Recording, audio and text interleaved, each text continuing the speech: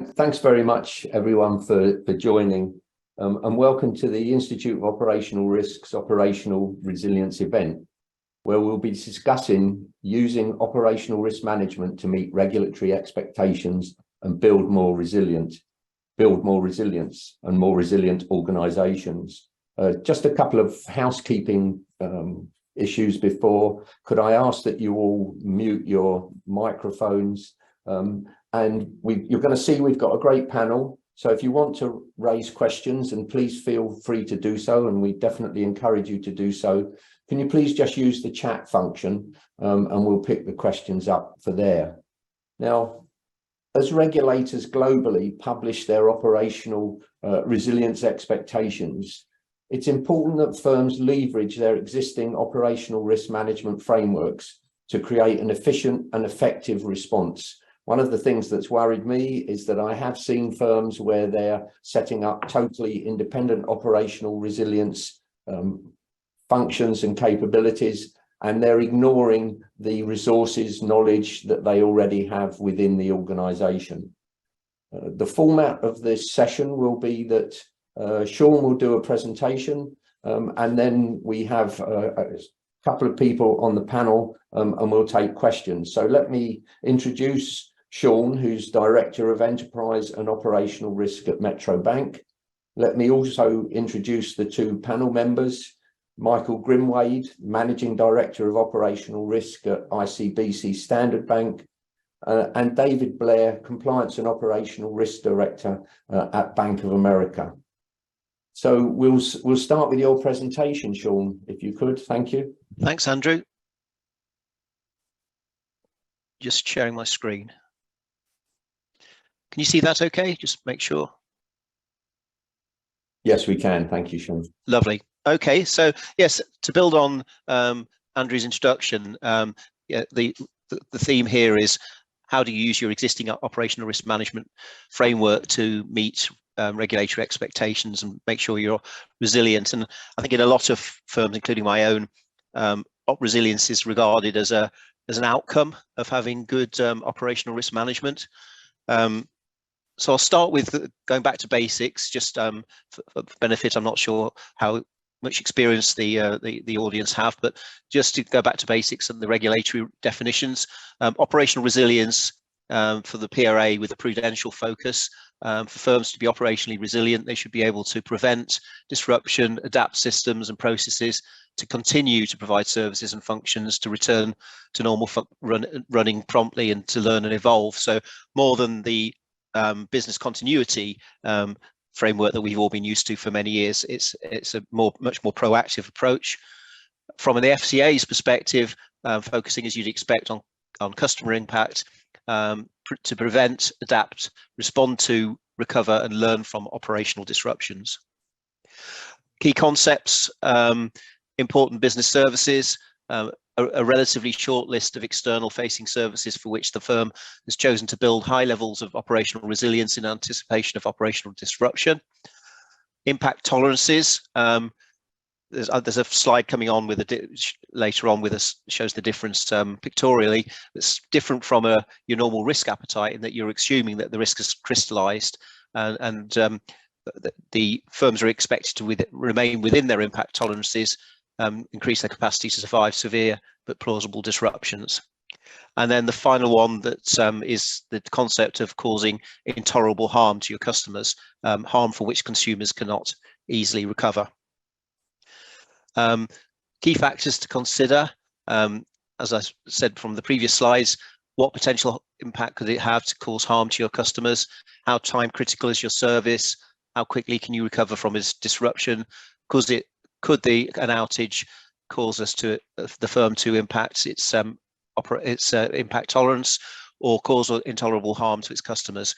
And particularly focus on vulnerable customers who could more easily suffer intolerable harm. Then there's harm to the firm, which is the prudential approach. Impact on the firm's viability, and for larger firms, the viability of the system as a whole, considering financial impact, reputational impact, legal or regulatory impact. So moving to the framework, this is a brief presentation as an introduction, so it's not completely comprehensive, just to get the debate going. But so just some headlines here in terms of key operational risk categories. Fairly obvious, but everything's built on your people. So resilience is built on your people. Are they resilient by design? Do they know what to do in the event of a disruption? Use of data. If you've got the right data, it's obviously a big strength, but it can be a vulnerability if you're attacked. InfoSec, cyber and fraud responses to those are very important to making sure you're resilient. Are you resilient against a cyber attack? Have you got the right fraud controls in place? Particular vulnerability to insider threat in the hybrid workplace when people are working from home, like I am now. Technology, outages of technology is probably one of the greatest causes of potential intolerable harm. If you've got a long-term outage, like we've seen some reported in the press over the years, including the recent detail on the TSB issue, that can cause intolerable harm to a large number of customers. Your change processes. Is operational resilience built into your change framework underneath your operational risk framework? So when you undertake a change, do you consider the potential impact on your important business services, and could it cause harm to your customers? Business continuity, disaster recovery, obviously still key to adapting and recovering. Some of the traditional responses to business continuity have changed in the hybrid environment, but they're still equally important. Third-party risks. A lot of firms have a lot of reliance on third parties, particularly smaller organizations like my own. That could be, if not well managed, could present a significant vulnerability to all of the aspects above in this slide. Do you know whether your third parties are resilient? And there's a related requirement. So you've got SS221, which is the sister paper to SS121, the papers on operational resilience and outsourcing and third party. And you've got DORA in Europe. So a few slides with a little bit more detail before I hand back over to Andrew. Third party risk, and this is the supervisory statement I just referred to. The PRA expects that a firm will remain responsible if a third-party provider on whom it relies to provide an important business service fails to remain within impact tolerances or causes the firm to do so. So steps that we need to take under our operational risk framework: mapping our IBSs to our material third parties to determine vulnerabilities and include impact on third parties when we're looking at our scenario analysis, both directly for operational resilience and wider. Consider the impact of third-party outages when looking at the root cause and actions to take as a result of significant incidents and op-risk events. Consider the impact on IBSs and third parties when undertaking your RCSAs, risk and control self-assessment, and looking at any control failures as a result. Consider the relationship between your risk appetite for third-party failures and performance issues and your impact tolerances. And then a couple of other aspects of the overall framework. Looking at your overall risk culture, is op resilience built into the DNA of your organization? Is it something you think about in everything you do, all your strategic decision making, your whole overall approach to your framework? And then, as I mentioned, there's mentioned in the regulatory papers on the relationship with risk appetite. So, and then also the requirement for reporting and governance. So you need to make sure that your approach to op resilience is documented in your operational risk framework and the underlying policies. And you need to look at the relationship between impact and tolerance. And there's a diagram here from an earlier PRA paper that shows that your impact tolerance is right at the top of your tolerance for risk appetite, if not above that. Finally, a few more points before we open up the polls and then the debate. Your risk and control self-assessments, your RCSAs. How do your vulnerabilities and gaps picked up through the work on operational resilience translate into everyday risks and issues? What are the key controls that you use to ensure ongoing resilience? Do you use end-to-end mapping? So can you show the impact that on your customers from an IBS across the whole life cycle of a service that you provide? For operational risk events, when you look at incidents, you look at IBSs and can they cause intolerable harm.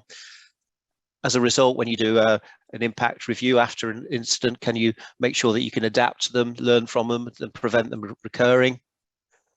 What tooling do you use if you've moved on from Excel, which thankfully we did a couple of years ago, and we're still working on a GRC tool at the moment. But there's also separate tooling in most cases on resilience, and sometimes separate tooling on incidents.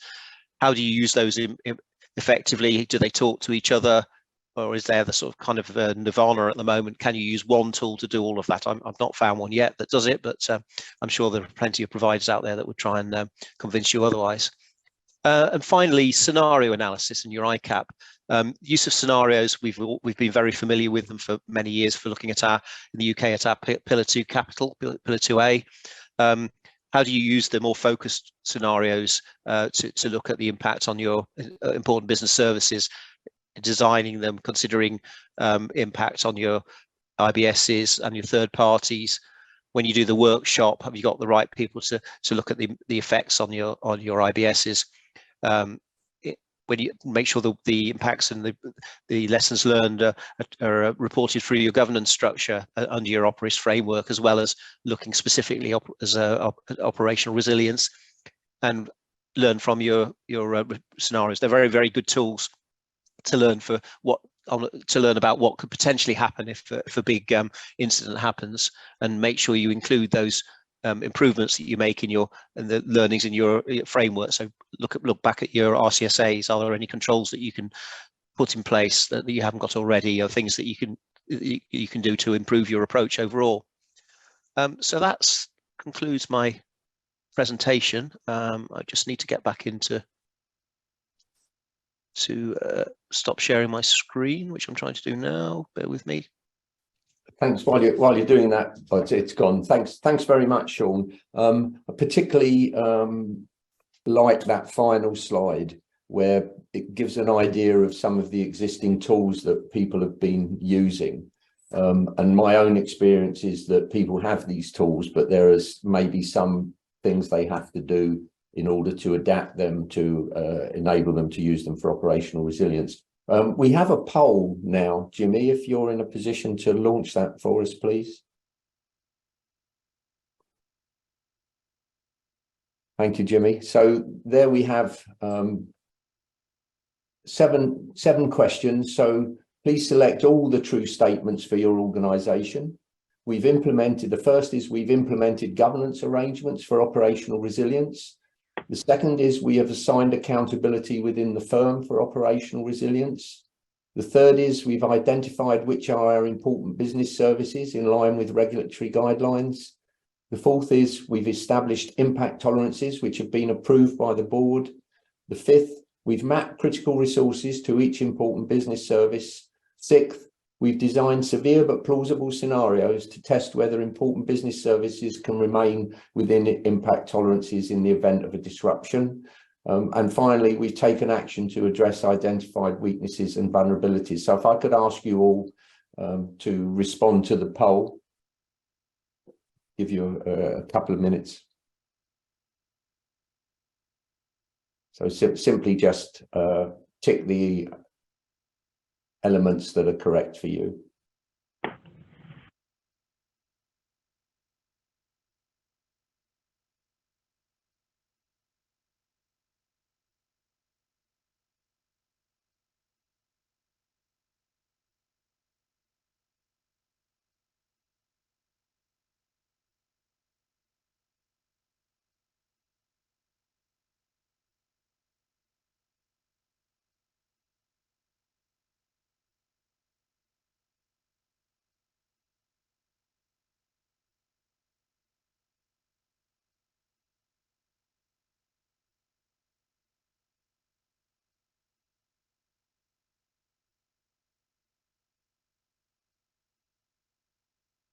Give you another 30 seconds. While you're doing that, I should mention, you may have seen it on the chat, that the recording and slides will be available on the IRM website, the IOR England and Wales chapter, after the event. So you can use it to go back and look at that well, all of Sean's slides are very good, but that final slide, which I think really does pull out some issues that I'd quite like to touch on as we progress. So, Jimmy, how are we doing for answers? I can't see the number of responses. So we're up to 23 out of 39, 58%. Okay, then 20 more seconds, and then I'll ask you to present the findings, Jimmy.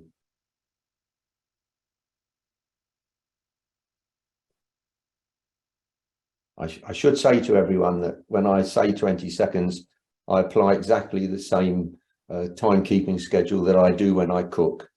If it says boil for a minute, it gets boiled for 60 seconds, not 61, not 59. So your 20 seconds is now up, Jimmy. So if you don't mind presenting the results.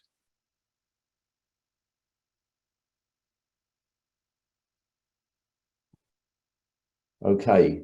So 78% of us have implemented governance arrangements, 87% have assigned accountability, 70% have identified important business services, 52% have established impact tolerances. Establishing impact tolerances is I think it's one of the most difficult components. Some of the other elements you could argue are fairly mechanical.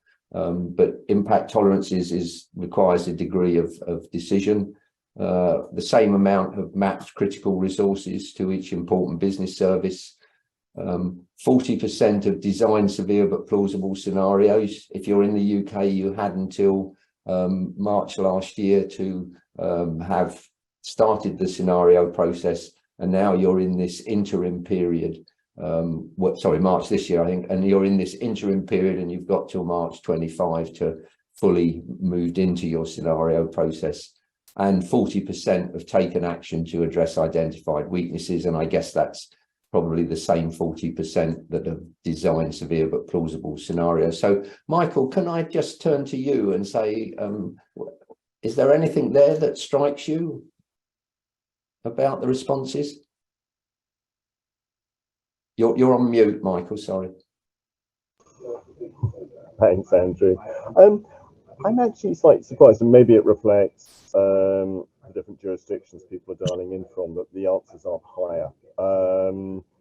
Because, I mean, the requirements around operational resilience came into force in the UK at the end of March of last year.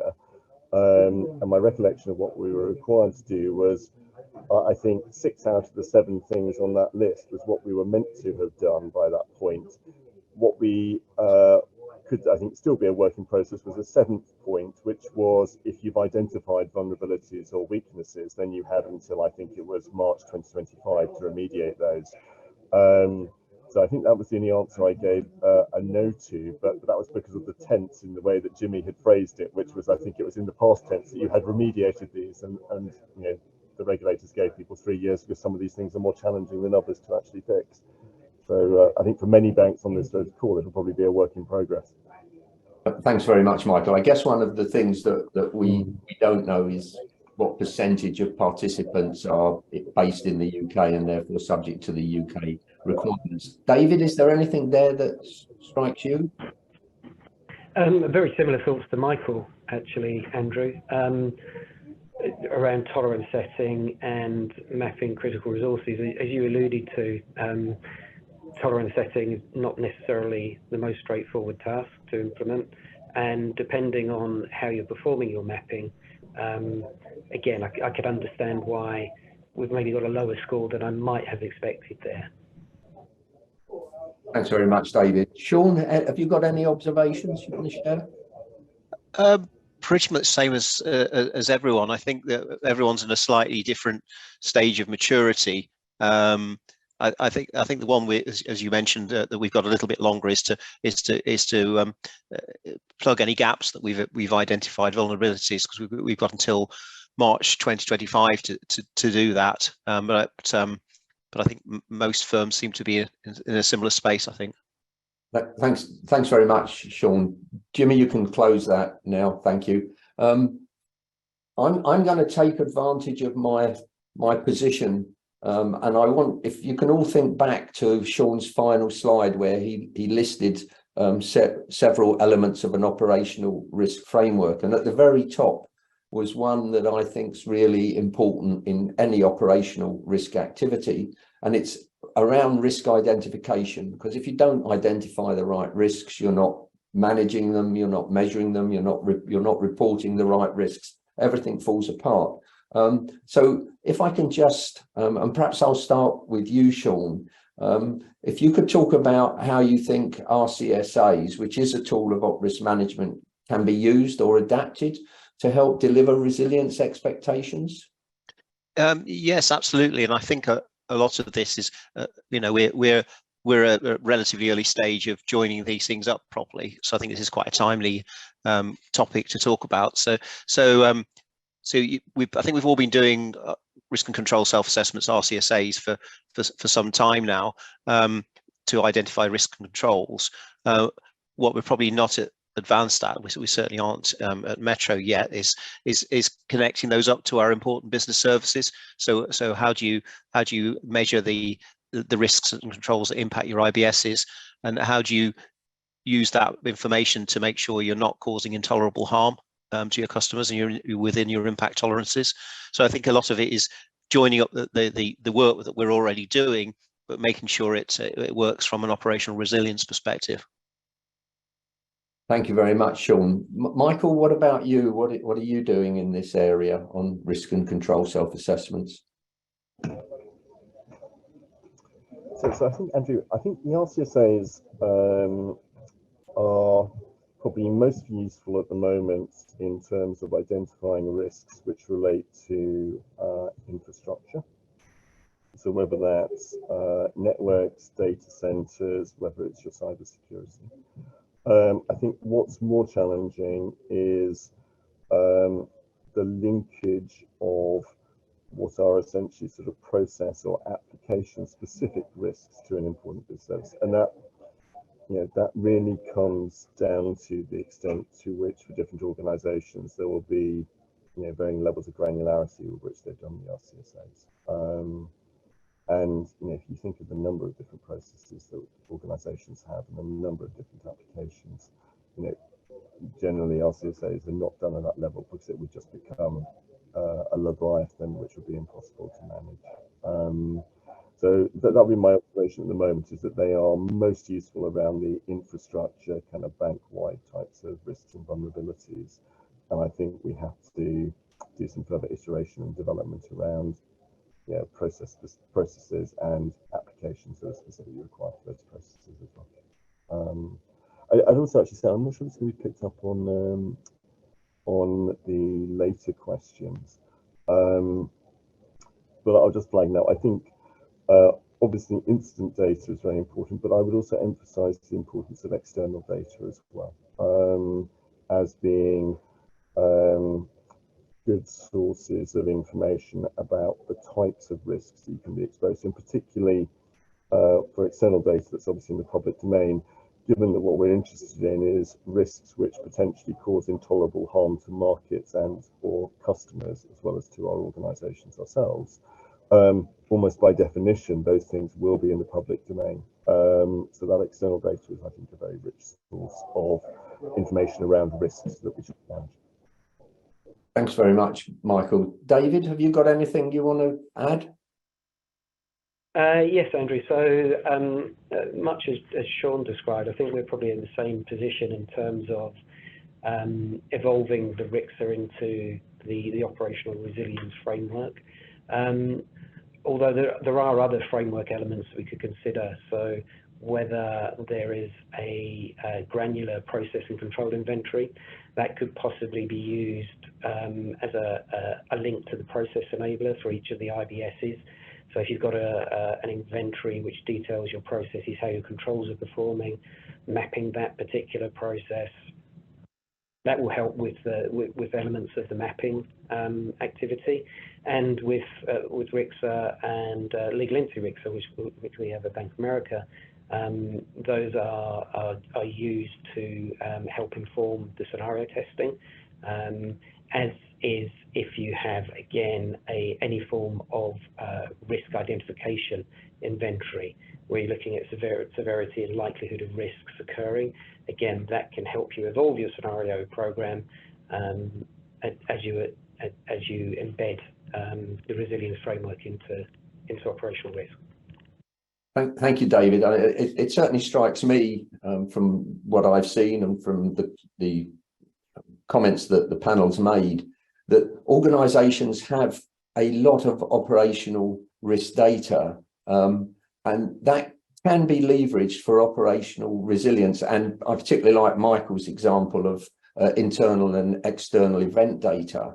The problem is that a lot of that data doesn't identify operational resilience. And so I think one of the challenges for firms, both looking backwards, is how to apply an operational resilience lens to that information, and looking forward, what other information might they want to supplement the information they have with, in order to make it clear what's an operational resilience event.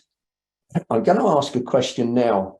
I'm going to take another advantage of my position and just to address one of the things which has frustrated me slightly. In the UK, the Chief Operating Officer is targeted with implementing and reporting on operational resilience. But often in the firms I've seen, the second line hasn't taken as active a role as I would expect them to take in the long term. So, Michael, can I ask you, how should roles and responsibilities for operational resilience be allocated across the three lines? And I'm particularly interested in that first and second line split. So, I mean, I would say clearly the first line should be owning the risks around that potentially might lead to a failure to be resilient, and also the action plans to remediate any weaknesses or vulnerabilities that firms have got. I think in reality, and I think it may vary between different sizes of organisations. The size of firm I work for, I would say the second line are very collaborative with the first line in carrying out this activity, and that a lot of the input that we would have would be ensuring that the information from our internal and external incidents, from the RCSAs, are being leveraged across that process. And for my own particular organisation, it's the second line that runs the scenario analysis activity, and that's because we have experience from running scenarios, whether that's for the ICAP or for business continuity. So that's the kind of sort of collaboration. Maybe we'll touch on later, maybe what the future of resilience is as to, I would say, I always think that when you get a new regulatory requirement like this, Andrew, you've experienced this in the past, people frequently set up projects and they set up dedicated teams, but over time it becomes integrated and embedded, and we can talk maybe later as to where the final home and destination is for resilience. Yes, thanks very much for that, Michael. Yes, I do feel that partly the structure at the moment in lots of firms reflects the fact that the Chief Operating Officer was charged with implementing something that wasn't there and adopted a very pragmatic approach. And as you say, it'd be interesting to see how that evolves over time. Now, we have some questions, so I can urge you to use the chat function. And this is for all of you, but I'm going to start with Sean. Did you have a separate operational resilience program outside of operational risk, or did you drive it from within operational risk? And what challenges did you face? So along the lines of what was the discussion you just had with Michael just now, it's the impetus from the first line was in the COO's office, and they set up a team to implement operational resilience as a project, with oversight from us in the second line and membership of the steerco and all the relevant bodies. So we still have that steerco going now, but we're gradually looking at how we integrate it within the overall governance framework in a more effective manner, and how we make sure we get good MI from an operational resilience perspective that feeds into our general risk appetite metrics. So it's now sort of halfway between BAU and the ongoing project to implement the requirements with second line oversight from my team. Thanks very much, Sean. What about you, David? What were the oh, sorry, go on, Michael. what were the I was just going to say, make one observation, Andrew, before David speaks. It may kind of be relevant to David's contribution as well. I would say there's probably a distinction between wholesale institutions and retail, in that if I imagined sitting in a retail or a high street bank thinking about all of the different services I provided to my customers that could potentially cause them intolerable harm, I'm sure it's not the case that there's virtually nothing that doesn't fall into that category, but I imagine it's quite a significant proportion. Whereas maybe from a wholesale perspective, where we are contributing to marketplaces where there are multiple different participants, depending on the size of institution, your ability to cause disruption to the market might actually be quite limited. And in an environment where many of our clients are multi-banks, and it would be delightful if we were the only banks that they ever transacted with, but that simply is not the case. It means it's a very different prospect around operational resilience, I think, for wholesale banks of different sizes, and obviously for very large banks it might be different. For generally the size of institutions of foreign banks operating in London, then it's a much smaller population of things that we have to focus on than Sean or the much larger investment banks. But that's I'll leave David for you to actually confirm or disagree with that statement. So over to you. No, that makes sense, Michael. I'd agree with what you said there. Just back to the question. So again, kind of similar to the way Metro Bank have run, although at an enterprise level, Bank of America do have a continuity and resilience team. So as papers have been published across the globe, then they have picked those up and run with a framework that they already had in place and enhanced that. Within region, though, very similar to what Sean said, there's a team that sits under the SMF24.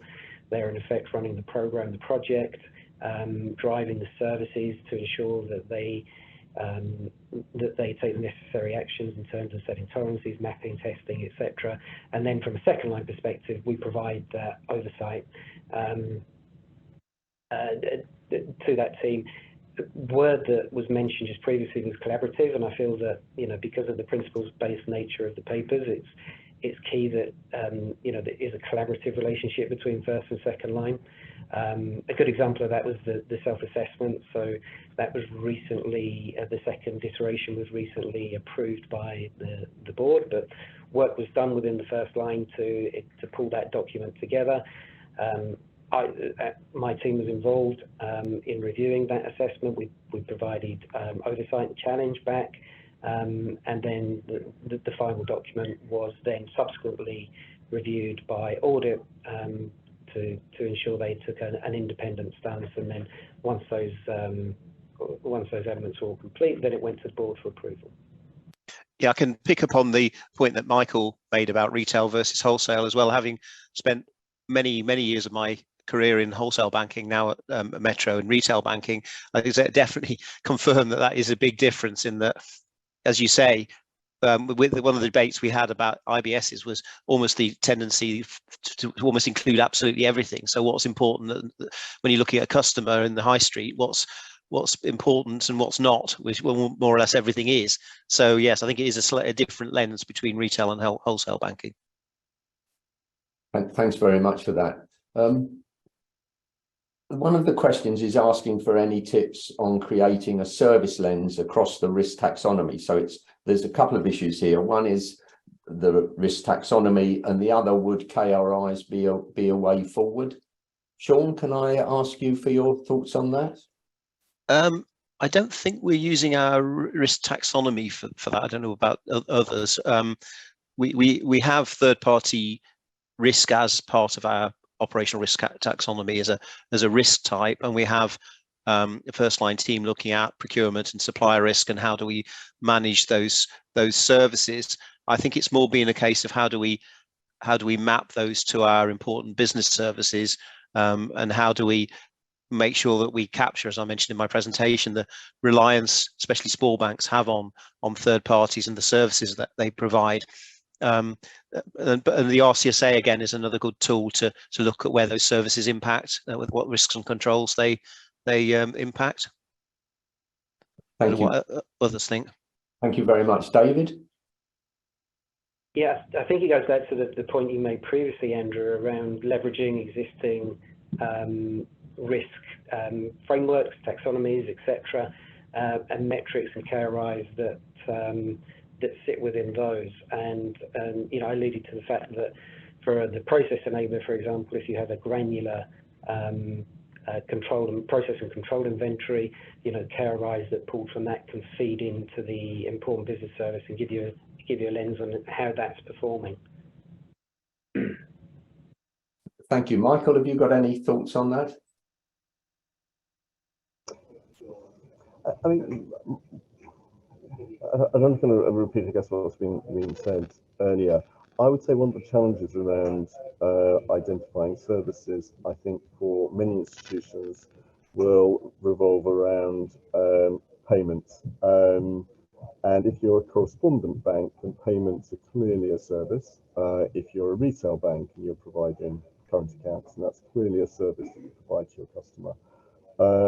For wholesale banks, which are not correspondent banks, so you're not providing banking a bank account as a service to other banks or customers, then deciding whether or not your payments, which are basically the end product of almost everything that you do from a product or service perspective, is a service in its own right or not, is something which I think different banks are still struggling with trying to decide. It's clearly critical in terms of a range of things that we do for our customers, and also our own well-being and viability, and for the operational markets. Whether you treat that as a single service or whether you actually just see it as the end of a whole series of other services, as I say, I think that debate is still going on as banks try and optimize how they do meet the requirements. Thank you, Michael. I get very nervous when I look at some firms' taxonomies and the way in which they're dealing with operational resilience from the perspective of the event of their risk taxonomy. Taxonomies causes, events and impacts, and operational resilience is really in the impact space. Sean made that clear in his presentation.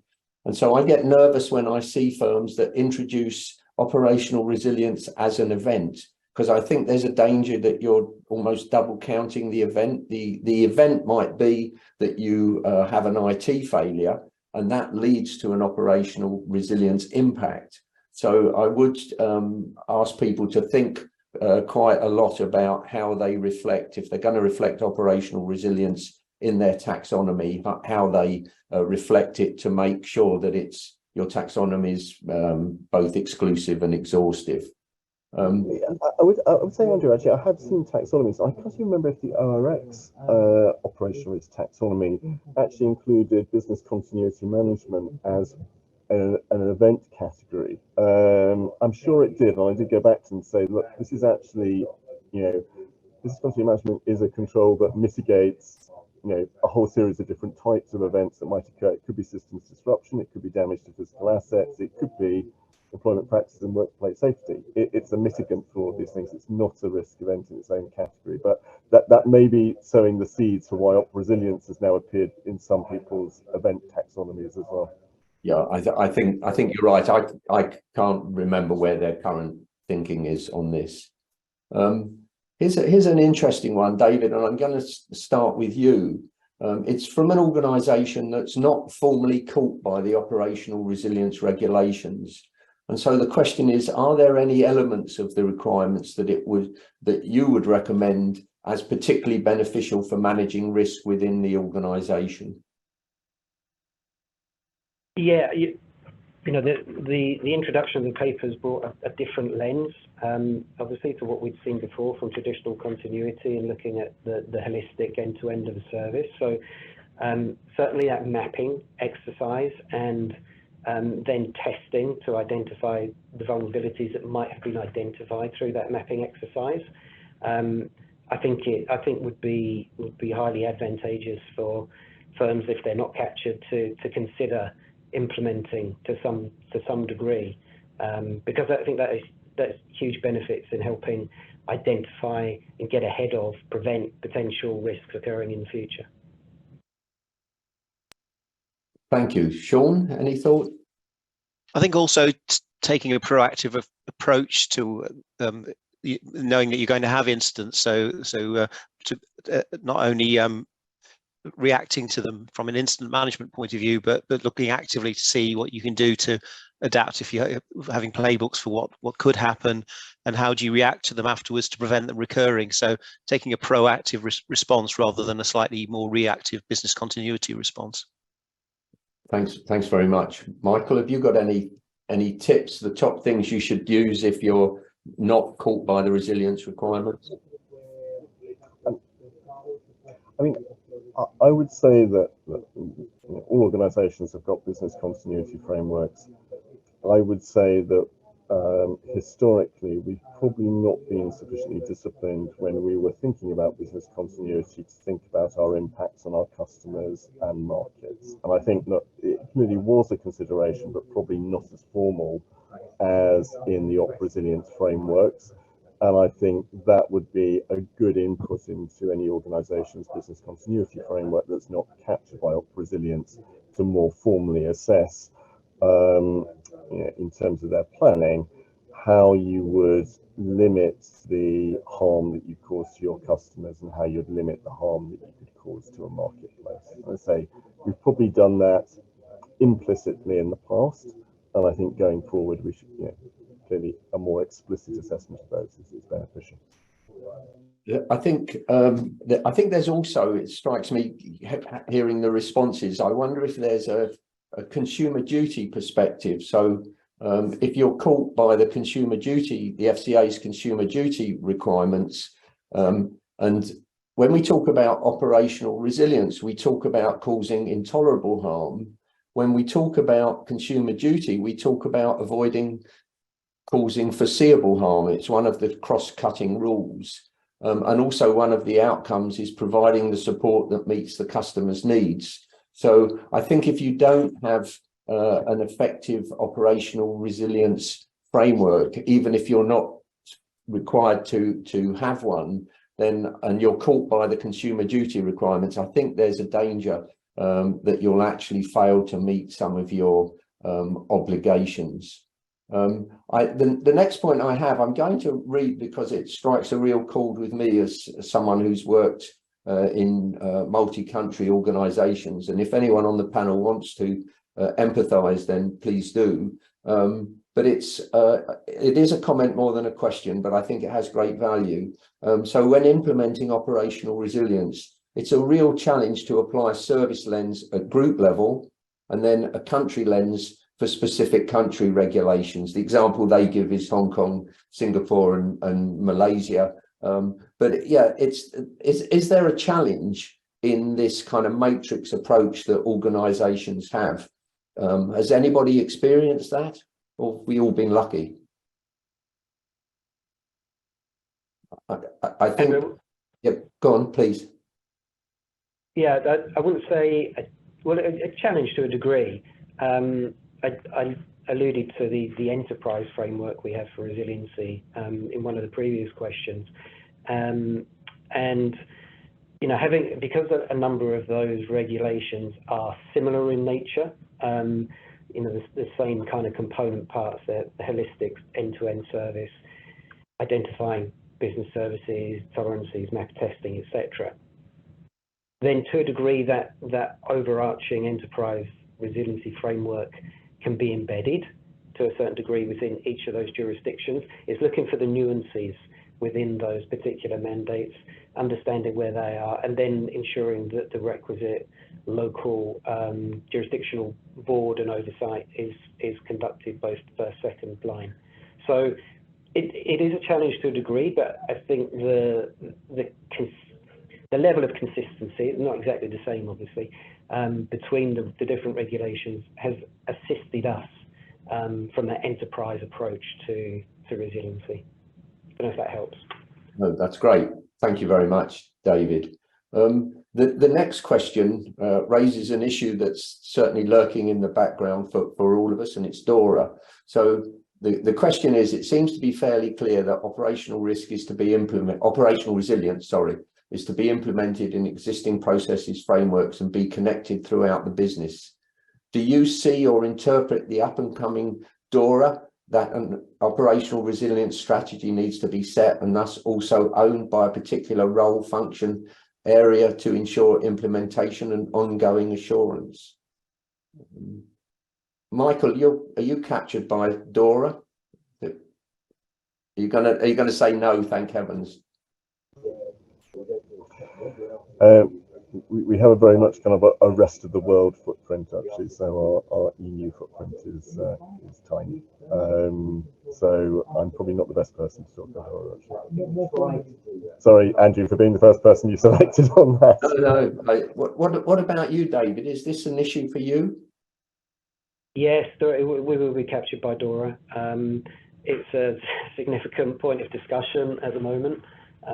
Obviously, the papers came in January, and there's a 2-year implementation period. So we're working through the question around ownership. It's an interesting one. There's obviously different component parts to it as well. So ensuring the right individuals in first and second line from a technology, from an information security, from a third party, from a resilience perspective, are involved in those discussions, putting it all together into one cohesive, comprehensive project and assigning out roles and responsibilities is something that we're just working through at present. And then, of course, we've got kind of the skeleton, and there's a fair bit of detail in that. But then the regulatory technical standards should start being issued probably from next month onwards, and that will put some meat on the bones in terms of additional requirements that we'll need to review and ensure, again, that roles and responsibilities are assigned out. Thanks very much, David. The next one, you remember when we did the poll that one of the final questions was to do with vulnerabilities, and it was one of the areas where a relatively small amount of the people replying were able to reply positively. So in terms of addressing vulnerabilities identified, are these managed through risk management, the risk management process? If so, how do you reflect the regulatory expectations to consider failure happens and not lose sight of vulnerabilities through the likelihood overlay? Sean, I didn't give you the DORA question for obvious reasons, so can I start with you on that one? Sure. I think the honest answer is it's evolving, as I mentioned in the presentation, in that we still do have separate people looking at vulnerabilities via operational risk scenarios, and putting those into the framework for resolution. So ultimately, we need to move to the position that I outlined there, and that we make sure that we look back at our RCSAs for potential vulnerabilities. The point about likelihoods are a good one, because I think most people, I'm sure we all use an impact and likelihood scale to come up with a inherent and residual risk rating.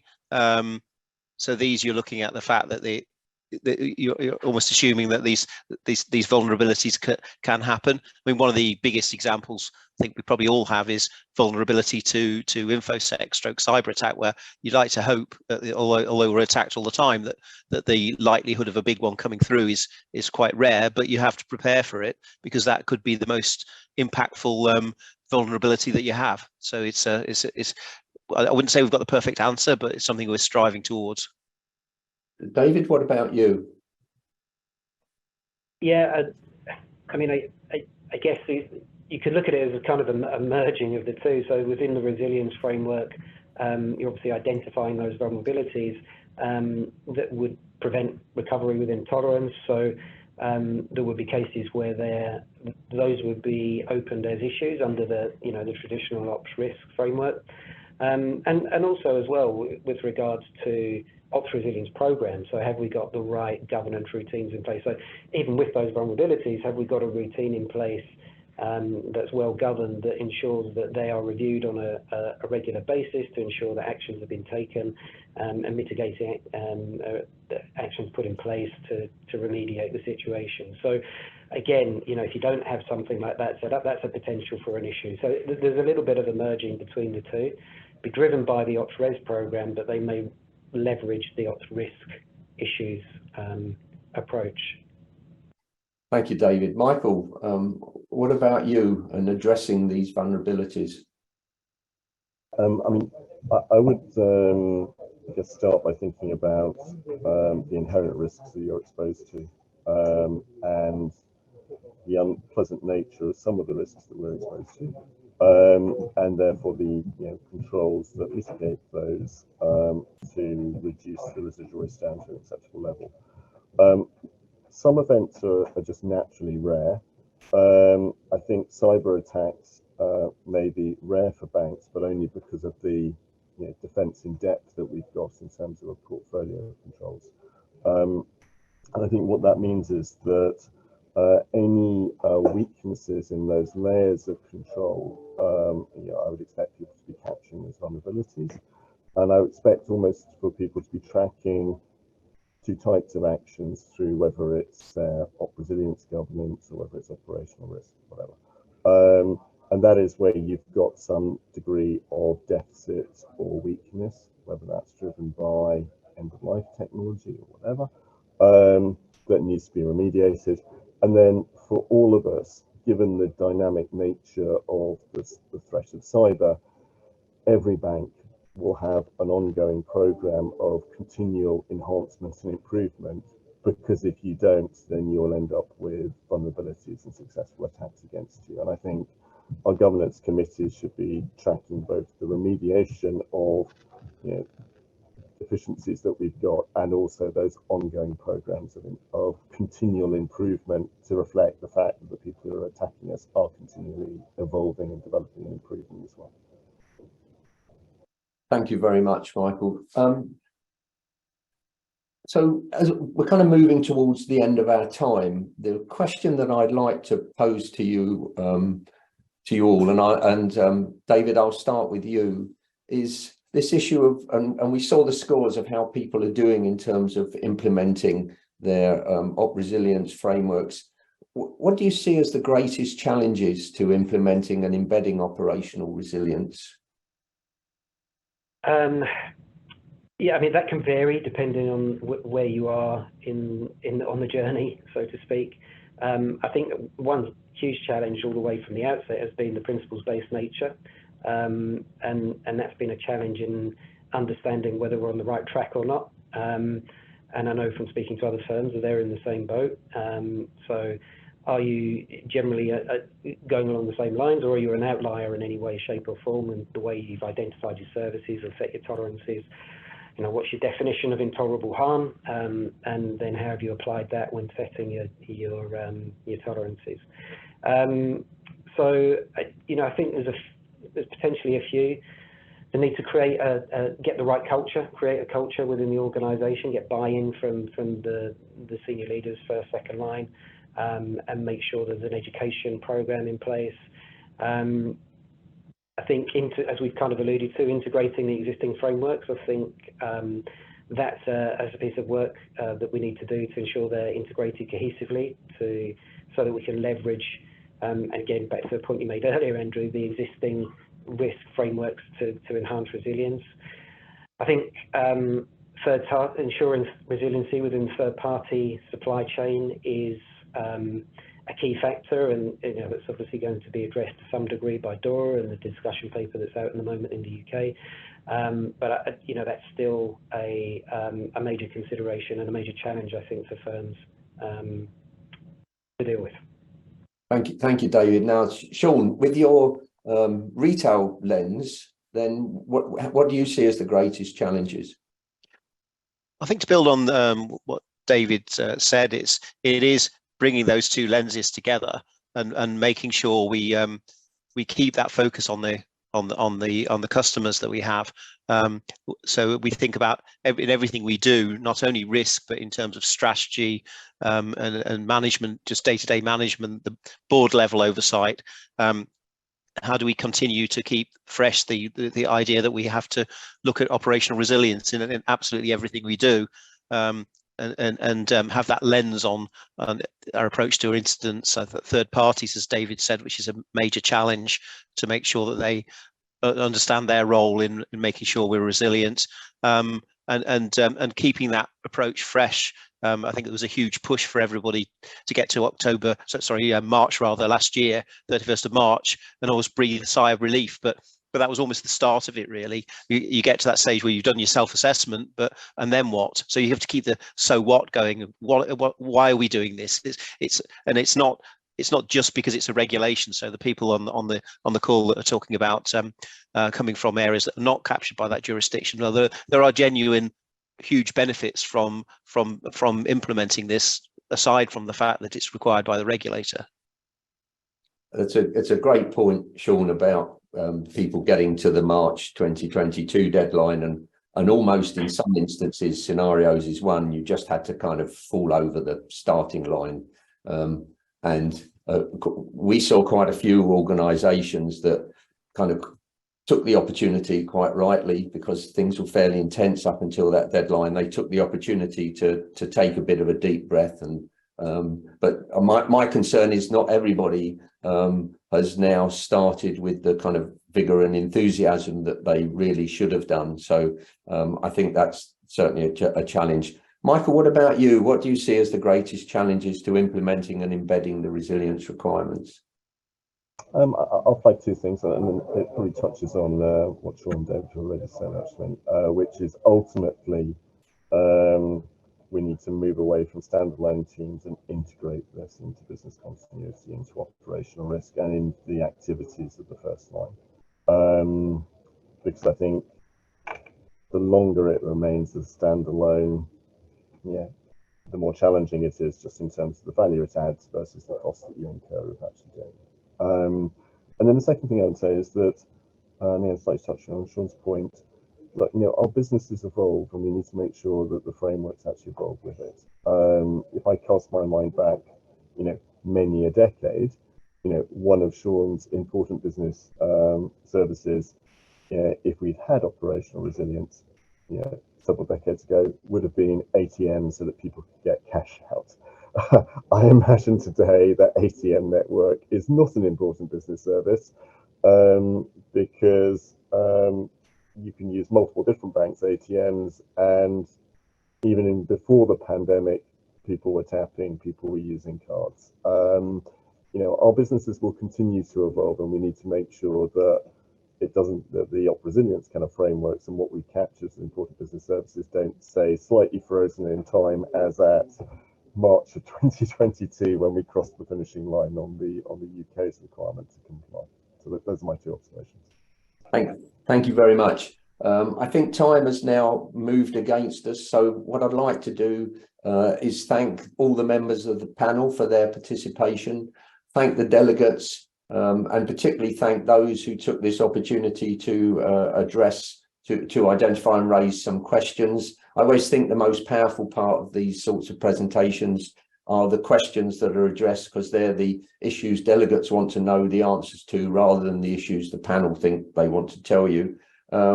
So thank you very much. We hope you found the session useful. And just a reminder that the slides will be available on the IORM website. Look under the IOR England and Wales chapter, and you'll find them there. So it just rests with me to say thank you all for joining. I hope you found it useful, and I hope the rest of your day goes well. So thank you all very much.